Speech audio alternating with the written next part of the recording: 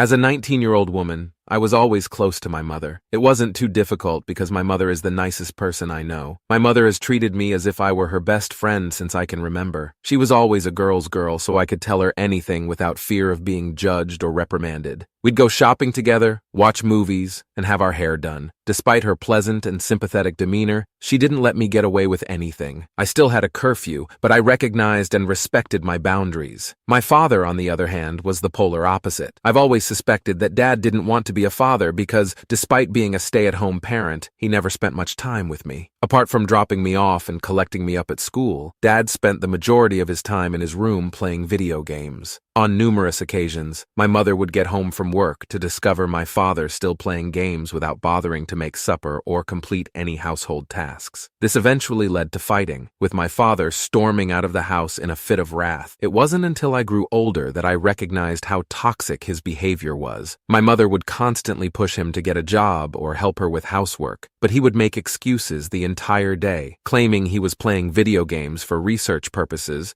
so he could be better at his job when he ultimately found one. My father had a computer science degree, and according to my mother, he had a wonderful career at the beginning of their relationship. But when she became pregnant with me, he was let off owing to his company's downsizing. This is why he persuaded my mother to have an abortion instead of continuing her pregnancy with me, but she refused. They had agreed that while Mom worked to support the three of us, he would take some time off to care for me and perform housework as any stay-at-home parent would. This was always a temporary agreement, and he was meant to return to work. Nevertheless, he never did. When I was 8 years old, some of my friends teased me about my father's unemployment and how their parents made fun of my family behind our backs. Not only did my father do nothing, but he also began to gain weight and refused to care for himself. He would often ask one of the neighborhood mothers to drive me to school since he was too lazy to get up early. He would occasionally forget to pick me up from school, and fortunately, one of my classmates' parents would drop me off. When I came into the house, my father was still playing video games or taking a nap, as if nothing else mattered. I was plainly being ignored, and I believe my mother noticed, so she packed our belongings and decided to leave him. I recall that we briefly lived at my mother's friend's house. My father once paid us a visit and tried to persuade my mother not to divorce. Even my mother's friend supported her decision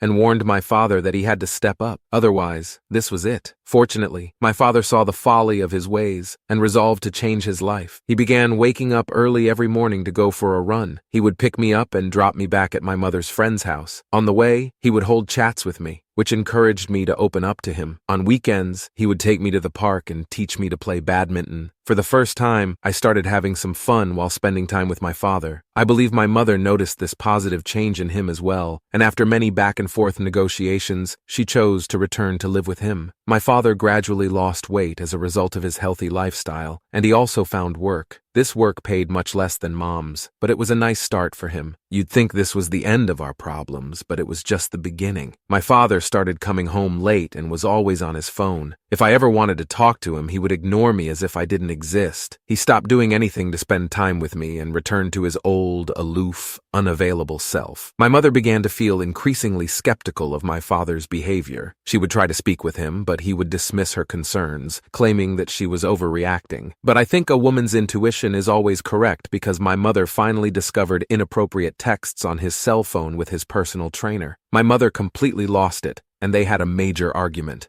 My father was outraged at her for checking his phone behind his back and repeatedly labeling her a backstabber. I believe this was the first time I witnessed my parents screaming at each other at the top of their lungs, which horrified me. Their fight grew physical, and one of my father's blows accidentally landed on my mother's face, causing a nosebleed. Seeing my mother in pain made me cry since I had never seen so much blood before, and I was afraid she would die. As my father drove us to the hospital, he repeatedly told me that I was not authorized to speak the truth to anyone, and that if the doctors or nurses inquired, I should simply say that Mom struck her face on the door. He cautioned me that if I told anyone the truth, he would be removed from us, and it would be entirely my fault. As a child, I didn't want to be held accountable for my father's removal, so I kept quiet. When my mother recovered, my father promised her that he would block all connections with his personal trainer and modify his ways. As a result, my mother never filed a lawsuit against him, and they resumed their normal lives once she recovered. When I was 13, my mother would take me to see her college best friend, Diana, and her husband, Mark, every summer. We'd spend a week or two at their cabin, and I always had a great time with Diana's nephews and nieces who came to visit. Dad would generally stay behind, but this year he consented to accompany us. The first few days passed without incident, but one particularly sunny afternoon, I couldn't sleep or sit still to read a book, so I went for a walk in the neighboring woods. I wish I hadn't done it because I discovered my father making out with Diana. They weren't even trying to hide it, and if my mother or Diana's husband had wandered into the woods at the time, they could have easily found them. I was so terrified by what I saw that I raced back as silently as I could. I felt like puking when I realized what I had seen. I wasn't sure what to do since I didn't want my father to be furious with me, but I also didn't want to betray my mother. Fortunately, I didn't have to suffer in silence for long since Diana's husband, Mark, ultimately saw my father kissing Diana out on the lake. He erupted into a passion and punched my father several times, resulting in a black eye. When my mother discovered the truth, she became enraged and assaulted both of them, forcing Mark to physically restrain her. Mom was especially disappointed with my father since she had always thought of Diana as her sister and never dreamed they could do something like this. Diana and my father did their best to put up a show and apologize. My father even attempted to throw Diana under the bus,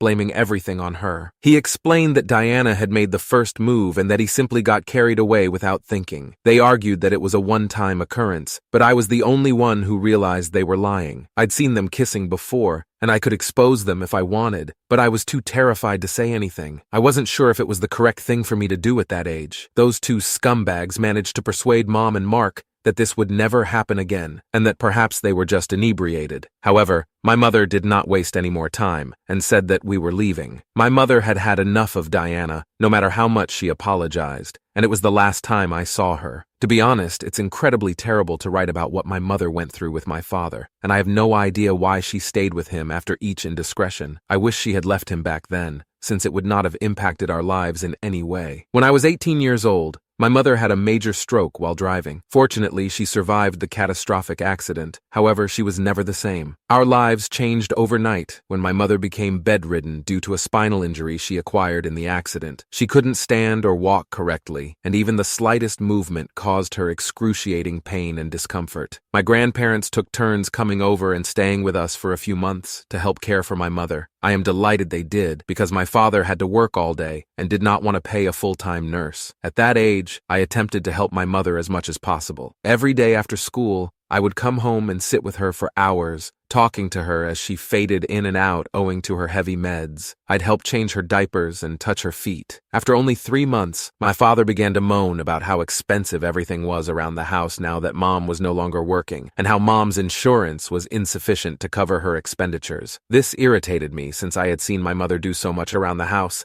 and the one time she needed us, he tried to complain. My grandparents offered to aid my father with a few $1,000s from their retirement account. In fact, my grandma gave my father some of her jewels so he could pawn them and use the proceeds to care for my mother. However, as the months passed, my father continued to whine and take money from my grandparents whenever possible, all in the name of caring for my mother or paying the rent and other expenditures. I knew the type of person my father was. I became wary of him. This is how I saw he was conversing with someone on his phone, as he always did. It was quite easy for me to devise a method to examine his messages on his MacBook to find out what was going on with him. This is how I found that he was in frequent communication with a woman named Rebecca. Obviously, I didn't read the texts because it would have been extremely inappropriate, but based on their past few messages, it was evident that my father was cheating on my mother yet again. This time around, the stakes were far higher. I couldn't imagine how heartbroken my mother would be if she found out about this while in her current state of mind. I was so outraged that I knew I needed to act. I attempted to acquire my father's phone to delete all of their texts and block this woman from his contacts, thinking that Rebecca would never contact him again. As a naive adolescent, I thought this would somehow prevent my father from cheating, but of course, I was caught. When my father noticed Rebecca was blocked out of nowhere, he knew there was only one person who could have done it on his phone, me. He accosted me, ranting about how I had dared to touch his phone. I tried not to yell at him, but I couldn't help but tell him that I was tired of seeing him cheat on my mother all the time. His face grew scarlet with humiliation. He tried to appear innocent, telling me that I was too young to understand what was going on and to mind my own business. This incensed me even more, so I told him not only that I knew Dad was cheating on Mom with Rebecca again, but also that I had seen him kiss Diana years before. I informed him that I had recognized how important he was since then. My grandma entered the living room, appearing concerned, to check on us after hearing our furious disagreement. She saw the tension between us and realized there was something serious going on. He began to sputter as he stressed that this was none of my concern and that I was too young to speak to him in this manner. He tried to gaslight me, arguing that as a parent he owed my respect, but I had none of it. I had held my voice for a long time out of fear, but seeing my mother ill horrified me and made me protective. I knew I would never let him hurt her again. I pointed out to him that all of my classmates had happy families, and none of their fathers had ever strayed from their wives. I was so outraged with him that I told him I was embarrassed to have a father like him and wished he hadn't been my father. I probably didn't mean it at the time, but it seems to have hit a chord with my father. He asked if what I was saying was correct, and I nodded. I told him I was sick of his behavior and that my mother deserved far better than him. My outburst shocked my father, and the very next minute he shouted angrily to me that he was done with us. I watched him pack his luggage as I stood there, angry and perplexed about what was going on. My grandma continued asking him what he was doing, and my father said that this is why he never wanted children. They wreck everything. He went on to say that he had done his best to be there for my mother because it was a difficult time for her. But after hearing me talk like this, he was finished with us. He informed us that he did not want to spend the rest of his life in an unpleasant relationship with my mother. Therefore, he wanted to move out. He said that his girlfriend, Rebecca, adored him and that he did not deserve anything from us. My grandma scolded him for being pathetic and a deadbeat parent, but it didn't upset my father because he had already made his decision. My final memory of my father was watching him walk out of the house with his suitcases and never turn around to say goodbye to us. Everything happened so quickly that I had no time to react to the situation. I knew I had told the truth, but watching my father abandon us was still difficult for me. Honestly, I never anticipated he'd leave. I fell into tears and hated myself for having him move out. However, my grandmother reassured me that it was not my responsibility. She claimed my father was a loser who had been looking for reasons to leave us for a long time and that this had nothing to do with him. I found this hard to accept because I was the one who had yelled at him. I was so upset that I hadn't anticipated that I'd have to tell my poor mother. I began to cry even more because I did not want to hurt her heart or jeopardize her recovery in any way. We waited for my grandfather to arrive so that we could discuss it together with my mother and gently break the news to her. Surprisingly, my mother handled the news better than I expected. She looked stunned and attempted to call my father multiple times, but he never answered. After a few minutes of digesting her emotions, I believe she noticed the dread in my eyes because she begged me to come closer so she could hug me. She informed me that there was nothing to worry about and that she had always known he was a coward. I broke down in her arms and apologized for everything, but she said she had no idea how much anguish I had suppressed all these years, just to spare their feelings. She promised we'd be all right without him. I was happy that she wasn't blaming me as I had expected, because I plainly blamed myself and felt terribly awful about what had occurred. My mother spent the next few months healing, while my grandparents moved in with us to take care of her full-time. They were a huge assistance, and I could go to school every day knowing my mother was being taken care of. I decided to pursue a part-time job tutoring a few students, which helped me earn some money. It wasn't much, but I wanted to help my grandparents as much as possible while my mother was recovering. Throughout everything, my father never called us. Despite the fact that I attempted to contact him several times and sent him a few texts apologizing, it was so odd and awful that my own father didn't even bother to check on us. It felt like a miracle when my mother healed and was able to walk and move like her old self again. Our physicians assured us that she was fully fine, and I am still grateful to God that my mother has returned to normal. The last few months have been psychologically and physically exhausting, to say the least. After my mother recovered, she contacted a divorce lawyer to begin the process of divorcing my father. If you're wondering why my father hadn't filed for divorce after moving out,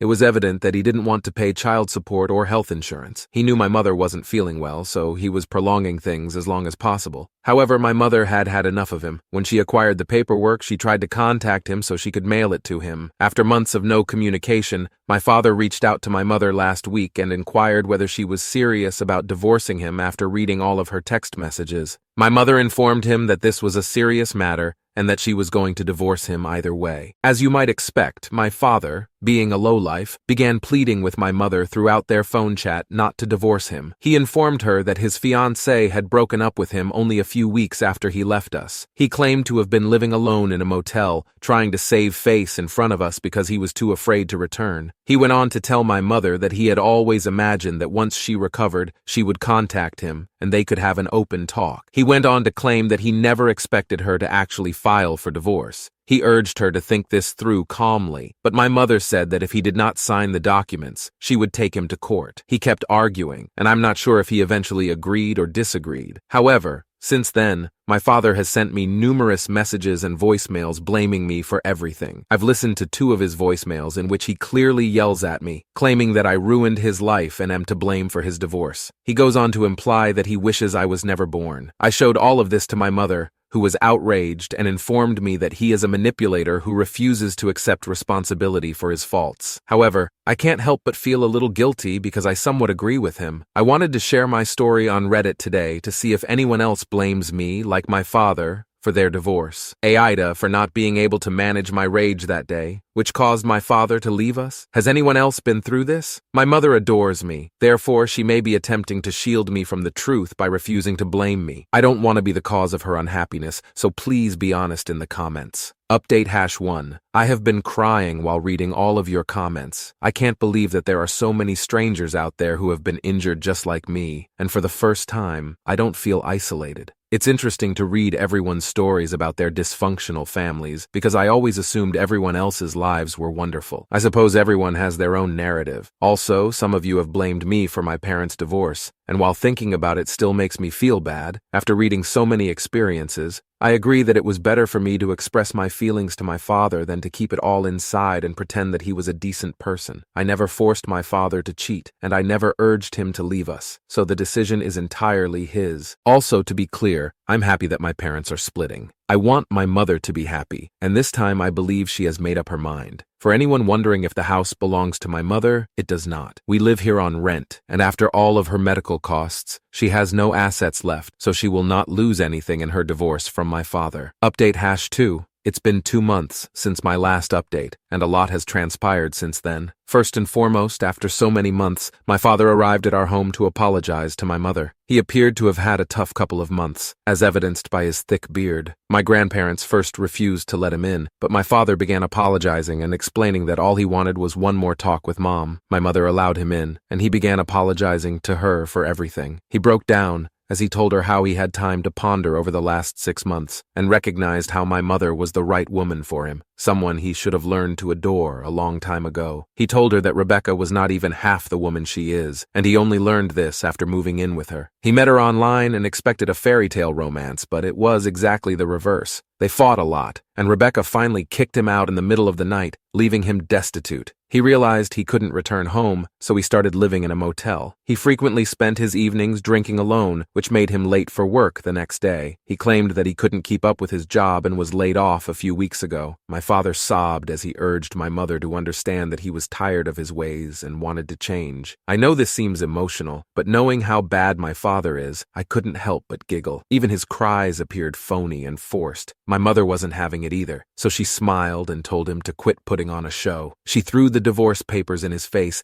insisting that he sign them right away so she could file them. My father began to refuse, but my grandparents made it obvious that they would investigate his accounts and pursue legal action against him for stealing thousands of dollars and their valuables. They insisted that he couldn't have spent all of that money on us and must have spent some on his girlfriend. My mother warned him that the more he prolonged the case, the more lawyers' costs he would have to pay, as we had more than enough evidence of his abuse against us. My father had the guts to turn to me and ask if I was satisfied with what I had done. He shook his head in contempt, saying I should have kept my lips shut that day. Hearing this, I began to giggle at the absurdity, while my mother raged at him for being an entitled jerk attempting to manipulate his way out of the mess he had created. I pointed out to him that he had strayed from his wife several times, and now he was blaming me for his conduct. My laughter seemed to irritate him even more, and he stared at me, cursing under his breath. My grandfather aggressively handed him a pen and told him to sign the documents and leave our house. It was pleasant to watch my entire family stand up to my father. Finally, he had no choice but to sign. My mother assured me that this would be the last time I saw my father because she didn't want him to get close to me and further traumatize me. Update #3. Hello everyone. It's been a few months since I've posted anything here. My parents finally got divorced, although it wasn't easy. I'm just pleased that my mother and I are free of him. My father has been compelled by the court to pay for my education bills until I graduate, which I believe is a good lesson for him, as he has rarely done anything for me. My mother is much healthier now, and she has begun to exercise regularly to maintain her health. To everyone who has asked why my father kept blaming me, I have to reply that he understood how good he had it with my mother and was frightened of losing a trustworthy partner like her. Instead of acting responsibly, he chose to blame me for no apparent reason. I see it more clearly today, and I'm pleased I told him about it months ago. My grandparents have finally moved back into their home after months of staying with us to care for Mom. We see them every weekend since I've gotten really devoted to them. Mom has started looking for a new career while I continue tutoring. We may not have much right now, but we both agree that we feel a lot more free than we did previously. I took some of your suggestions and decided to seek therapy when I went away to college. I've also started journaling, which is quite beneficial. Thank you to everyone who has stood by me over the last few months and offered their support and encouragement. Your generosity and understanding have helped me get through this terrible time, and I am grateful. I'm not going to delete my post as I had planned, because I want anyone else who is going through what my mom and I did to find it.